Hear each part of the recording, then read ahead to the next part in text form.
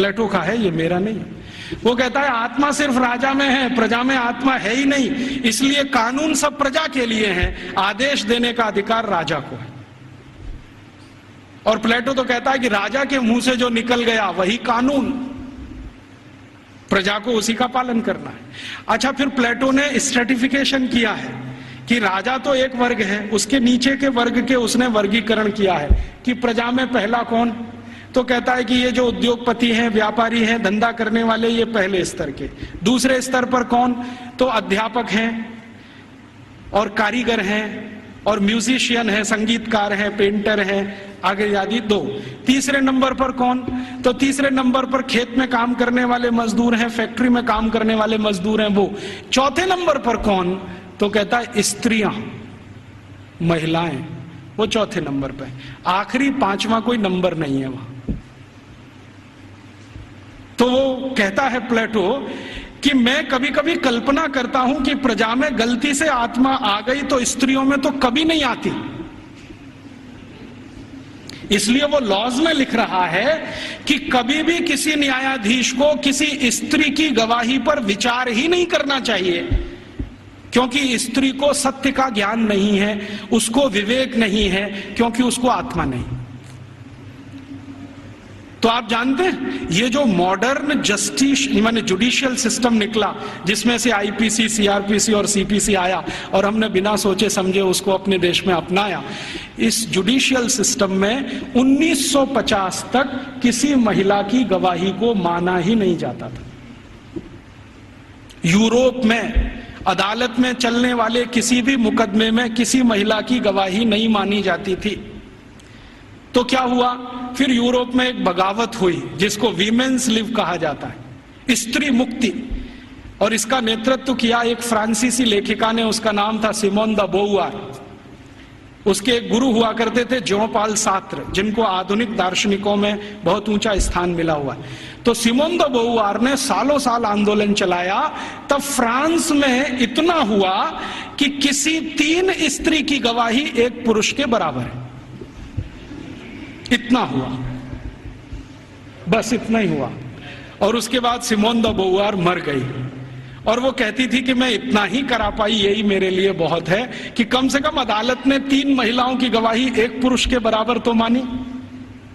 और प्लेटो चूंकि ये कहता था कि स्त्री में आत्मा नहीं होती है, तो 1950 तक यूरोप के किसी भी देश में महिलाओं को वोट डालने का अधिकार नहीं था।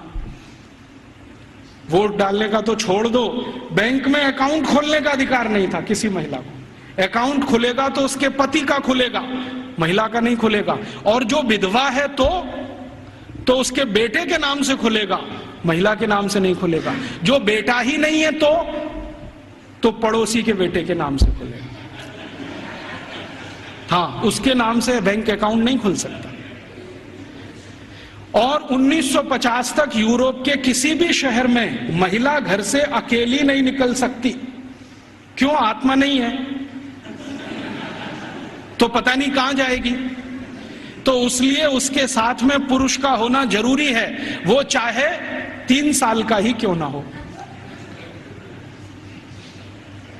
और प्लेटो ने लिख दिया ना स्त्री में आत्मा नहीं होती, तो सारे यूरोपियन दार्शनिकों ने कहा है कि स्त्री तो मेज कुर्सी जैसी होती है, जब तक इस्तेमाल करो अच्छी लगती है, नहीं लगती बाहर फेंक दो, दूसरी ले आओ। ये है उनकी फिलॉसफी। फिर वो कहता है कि हमारे यहां इंग्लैंड में तो गांव-गांव में स्त्रियों को मारते पीटते हैं, जला भी दे देते हैं। आपको मालूम है यूरोप में 2500 साल एक परंपरा चली है विच हंटिंग। बहुत किताबें लिखी गई हैं इस पर, बहुत लिखा। विच हंटिंग समझते? विच माने क्या कहना चाहिए हिंदी में? डायन, डायन, डायन कहते ना, डायन को ढूंढना और उसको मारना। ये बहुत बड़ा खेल चलता था यूरोप के सभी देशों में, Germany, France, Sweden, Switzerland, Denmark, Norway, सब देशों में, और 2500 साल चलता था। गांव में ढूंढ ढूंढ के ऐसी महिलाओं को मारा जाता था जिनके पति की मृत्यु हो गई हो। तो मान लिया जाता था ये तो विच हो गई है और इसको हंट करना है, माने मार देना है। उनको जिंदा जलाना, कभी उनको जमीन में खड्डा खोद के गाड़ देना, बाल पकड़ के उनको खींच लेना, तरह तरह के अत्याचार उनके ऊपर होते थे, और किस देश में किस साल में कितनी महिलाओं को विच हंटिंग किया गया, इसके रिकॉर्ड्स आजकल मैं इकट्ठे कर रहा हूं। तो हमारे यहां जब सती प्रथा की कहानी चर्चित हुई ना विलियम बेंटिंक के द्वारा, उसी साल में इंग्लैंड में 2700 से ज्यादा महिलाओं को डायन कह के मार डाला गया, उसी साल में। अब हुआ क्या कहानी में कि विलियम बेंटिंक ने अपने देश में जो 2500 से ज्यादा महिलाओं को डायन मरवाया कह के, उसकी चर्चा तो की नहीं आज तक। एक किसी महिला को इस देश में डायन सिद्ध करके मरवा दिया, उसको इतना ग्लोरीफाई कर दिया कि भारत के सभी गांवों में यही होता है।